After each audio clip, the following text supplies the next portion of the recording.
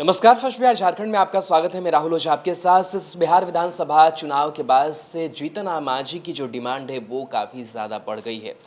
अपनी जो सीटें हैं उन्होंने अच्छी खासी जीती है। 4 सीटों पर जो जीत है वो जीतन राम मांझी की पार्टी जो हम है वो दर्ज की है। खुद जीतन राम मांझी भी चुनाव जो है वो जीते हैं और इसके बाद से बीजेपी नेताओं की जो नज़रें हैं वो जीतन राम मांझी पर टिकी हुई है और जीतन राम मांझी जो है एक बड़ा फैक्टर निकल करके सरकार बनाने में सामने आ रहा है। हालांकि जिस तरीके से बयान सामने आ रहे हैं जीतन राम मांझी के, वो ये बयान बता रहे हैं कि किस तरीके से जीतन राम मांझी भी एक माइंड गेम खेलने की जो कोशिश है वो कर रहे हैं। हमने पहले भी उनकी सियासत को देखा है और देखा है कि किस तरीके से वो दबाव बनाने की हर प्रयास जो है वो करते हैं ताकि जो उनकी बात है वो मान ली जाए, लेकिन कहीं उनकी बात बनती है, कहीं उनकी बात नहीं बनती है।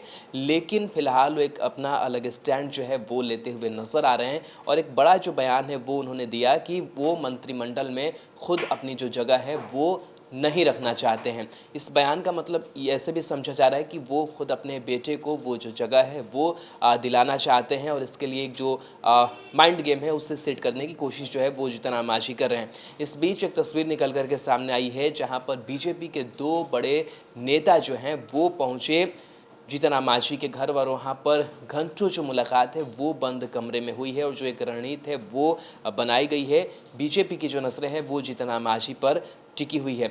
आपको बता दें कि जीतन राम मांझी से मुलाकात जो है वो मंगल पांडे ने की है और जो बिहार बीजेपी के प्रदेश अध्यक्ष संजय जायसवाल हैं उन्होंने भी मुलाकात करी है और मुलाकात में कई जो बातें हैं वो बातें हुई हैं। साथ ही साथ आपको बता दें कि जब मंगल पांडे से ये पूछा गया कि जीतन राम मांझी ये कह रहे हैं कि वो मंत्रिमंडल का हिस्सा नहीं होंगे, लेकिन देखना दिलचस्प होगा कि उनकी पार्टी से कौन जो है वो मंत्रिमंडल का हिस्सा होता है और इस पर जीतन राम मांझी भी नजरें टिकाए हुए हैं और उसके लिए लगातार जो रणनीति है वो तैयार कर रहे हैं और एक कोऑर्डिनेशन का जो काम है वो करने की जो शुरुआत है वो उन्होंने करनी शुरू कर दी है।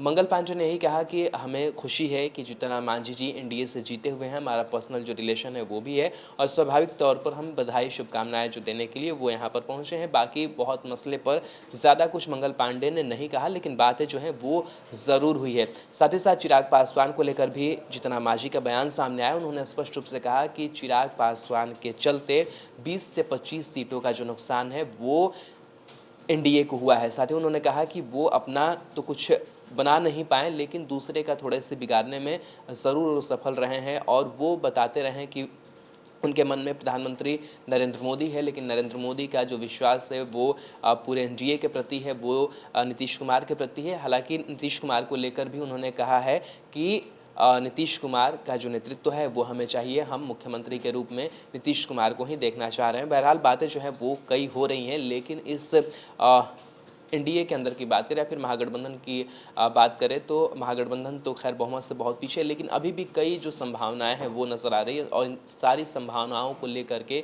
एक जो पार्टी है अपने विधायकों पर, अपने पूरे समीकरण पर जो नज़र है वो बना के रखी हुई है। आदरणीय जीतन राम मांझी जी को बधाई देने आया था।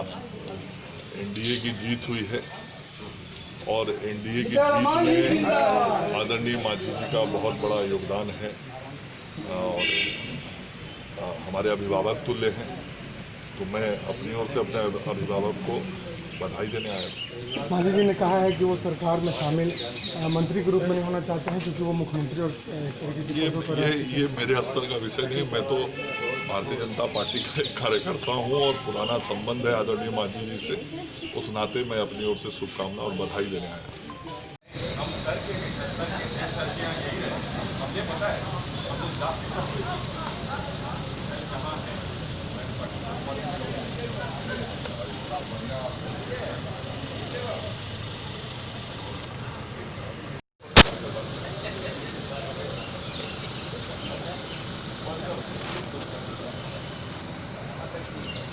Ha